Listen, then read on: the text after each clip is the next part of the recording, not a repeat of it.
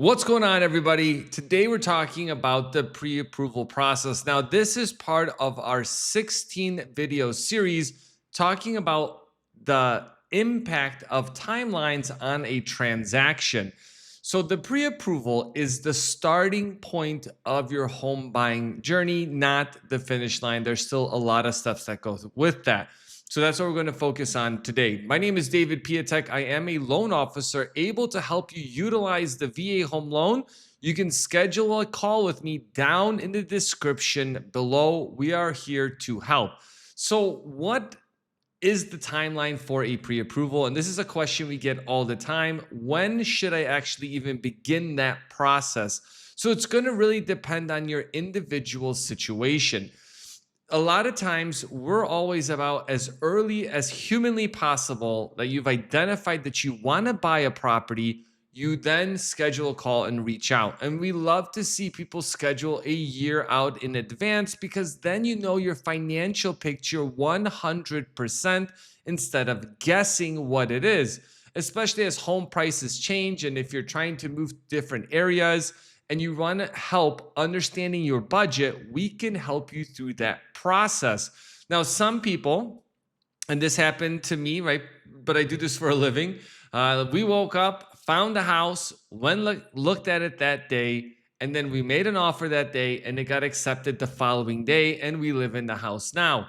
And that is a common thing for a lot of folks to, start searching or just not even really thinking about buying a place, but an opportunity comes up because they're like slightly looking, and then they kind of fall in love with the house. That's not the best case scenario because you want to know, again, where's your credit profile? Where's your income piece? Which leads us into that. What is the actual pre-approval process? And I would say it is the starting point, not the finish, but it is definitely the most important part, if not the top three important parts of the transaction, because financially things go wrong for folks in the middle or at the end of a transaction. And then we get a phone call on it. And then we're like, maybe the lender didn't review everything. So with the pre-approval, what happens is that one, you submit an application, right? You submit all your personal information. Typically, what a lender is going to be looking at is the last 2 years of your living history. They're going to look at the last 2 years of your employment, along potentially with W-2s, tax returns. If you're self-employed, definitely they're going to want to look at the last 2 years. Like that's almost a given if they're using that income to qualify. Now, if you collect VA disability pay, that is something that we pull or we can verify when we look at your certificate of eligibility, which is another big component to the home buying process. Because you'd be surprised at how many veterans think they can use a VA home loan, but they may be short on time and not qualify for it. So we do get those phone calls as well. That's why it's so important to identify that as early as possible. Request a certificate of eligibility. If it doesn't come back automatically, because with a couple clicks of a button, we can pull a certificate of eligibility, but sometimes the VA may not come back with it right away. This primarily happens to folks that, one, haven't used the VA home loan, or two, are on active duty. Even if you've used the loan before, they still need to verify that you're in good standing with a statement of service. Now, your chain of command would know what that is, and you can request that from them so they can pull that. We're also going to look at your assets. Now, with the VA home loan, the beauty of it, a lot of times you could do 100% financing as long as you have the eligibility and qualification to do that, right? So there's a disclaimer there. A couple of things go into that. So when you provide that information to the lender's requesting all the documents that are needed, and then we're processing that information. They're also going to look at with the assets, they're going to see how much money you have, both from a reserve component, because sometimes the VA loan is going to require that. Sometimes you want to do a down payment, which you can, especially if you don't have VA disability. Because of that VA funding fee, it can get pretty expensive, especially if you're using it for the second time and on without a down payment. And you're still going to have closing costs that are associated with purchasing a property. The VA is not going to pay for third-party closing costs, which can range from anywhere to 2, 3, 4% of a purchase price, depending on where you buy in the country. Now, I did a whole separate video talking about closing costs, but we're going to do an updated one in this series as well, so you guys can get educated on that process. The lender is going to take a look at your credit.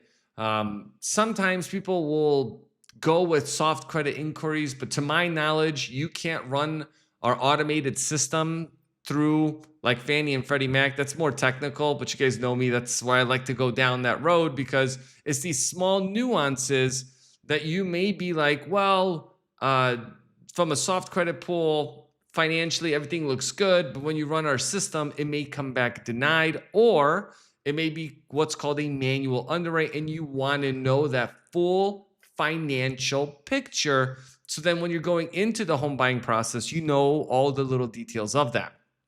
Now, with that pre-approval, from the time that your credit's looked at, you're good for 90 days. After those 90 days, then what happens is typically a lender will reevaluate and you resubmit all your updated documents so then they can review it. Now, a lot of times people will reach out after they've been pre-approved and they may have been house hunting for a while. Nothing's come up, especially around this time of the year, where we have more inventory coming on and people are just getting more excited to buy a property, right? And it's not everyone's time yet when you're watching this video, but it may be even a year or 5 years from now. But it's about how do we get this information out to the veteran community so we can help each other. What you also want to identify in that pre-approval process is what is your budget? Because a lender, like even us, when we look at a loan, we will max out the loan to what someone qualifies for. Now, that does not mean that if you have a budget of $300,000, but you qualify for $600,000, that you go ahead and use that $600,000, right? It's about what you're comfortable with as far as what your budget is versus what the max amount is. And again, depending on your financial situation, things can change along with when you're looking at properties. And I can't stress that enough, because what will happen is you'll look at properties, hopefully, that are in like, $400,000 price range, but something underneath that comes in. And that's great, right? But a lot of times it comes in the opposite, where you're like, okay, we're looking at homes that are $400,000, but if we were to spend $30,000 more, we can get a lot more home, or you can get a home that's been upgraded. So then you don't have to spend the time to then do those upgrades or try to do a renovation loan, which can be a disaster from experience, couple of them. So you just have to really understand, like, where does that fall into what you want to budget for? And sometimes if you have a down payment and you're going over budget, that kind of helps out that process. But just know that that is a piece that you can factor in. Now, if you change your job and you want to qualify for more than your pre-approval, then let the lender know as well. Now, there's some things that you definitely need to factor into the home buying process. So one thing is taxes.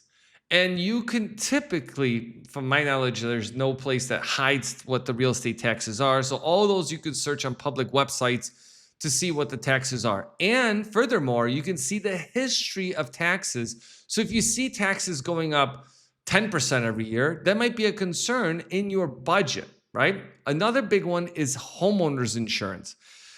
There are times where I think the most extreme case that I ever had was someone buying like a $260,000 home. Now, this was in Chicago. It was a graystone. So this $260,000 house had a replacement cost. So if the house burnt down, a replacement cost of like $700,000. That's crazy. So we thought that insurance on the house initially, right, was like $100 a month. But that was not the case. It ended up being almost $6,000 a year for insurance. So it wildly swung the budget for the client. Now, they still loved the home, they could afford it, and they were okay with it. But that's how things can change going into a transaction. And you can always ask your agent, or if you're self-representing, asking the sellers, hey, how much is your insurance cost? Or getting a quote on homes before you even buy them, so you have a good idea of what that is. A big part with that as well is understanding utility costs. Now, I also helped out a buddy of mine recently purchase a property, and that was the one thing that kind of drove them over their budget was when they found out that one, they wanted a bigger home. A bigger home has higher cost of heating, higher cost of air conditioning, more water, more electricity, more gas, more everything. You need more stuff, right? Especially if you have a bigger yard and you don't have any of those things, you have to budget for that in there. So just know when you're going through that process to factor those things in. And typically, I just recommend making an Excel sheet so then you can have all those things in front of you and then know, okay, this is our budget. This is how much money we want to, the max that we want to spend. And if this is our max, do we have flexibility as far as doing things that we normally do, like going out every week or twice a week? Can we cut back on that to make home ownership possible? Again, everyone's situation's a little bit different. Now, when you're edging towards the 60-day mark and you still haven't found the property, you typically want to just reach out to the lender, just let them know, like, hey, we're still looking at properties. We haven't found everything or anything. So then when that 90-day mark comes up, they can help reissue a credit report, and we do those all the time. Another part with the credit recheck and financial piece, let's say you went under contract on the 65th day, okay? And so we have 25 days left in the pre-approval process. I would highly suggest, and you're closing past the 90th day, typically we'll just go ahead and repull a new credit report at that time so the credit report is good. And the reason why this is important, and a lot of problems can come up if you don't do that, is that your credit score can change. Because if you guys look online, it's always fluctuating. So you want to be able to catch it at the best time possible, which is also the earliest time possible, just in case something changes, because your interest rate is tied to your credit score and the type of property that you're buying, amongst other things that factor into that. Plus, you have things like Desktop Underwriter through Fannie or Freddie Mac, Loan Prospector, that get updates. So sometimes you can be approved now, and I did a video on that not long ago, and all of a sudden 2 months later, that same person that was qualified may not be qualified anymore. It's crazy that that happens, and that shouldn't even happen, but it does happen because of periodic updates to their system and how they evaluate risk, especially if you're edging towards the max of your budget. And again, people's situations are different because sometimes they may have a spouse that's working, but they're not on the application because of credit. So they have extra income. So they're just adjusting their budget according to that. Definitely some don'ts or some cautionary things that you want to reach out to someone about, especially like your loan officer, is that if you are planning on buying a car, right, that is a huge expense. Just imagine about $600 car payment equates to about $100,000 in purchasing power. That is a lot of money. So again, this is why your budget can swing. And yeah, actually today I spoke with a buddy of mine that's like, hey, I want to buy a house, but I also need to buy a car. Our strategy was to say, hey, we can take $10,000 and just buy a used car. That way you're buying it cash. And then you don't have to worry about the monthly payment impacting your purchase. And that was something that worked for them, and it might work for you as well. Because again, cars are like the #1 disqualifier as far as I see for someone qualifying for a home loan along with installment loans. But that's something you have to be really careful about, especially if you own multiple properties. But we're going to talk about that in a little bit later video. Now, if you guys have questions about this, please drop them down in the comment section. But you can also feel free to schedule a call. It doesn't cost you anything, and it's going to save you a ton of pain and stress along the way. So make sure you guys hit the like and subscribe button, and I'll catch you guys on the next video.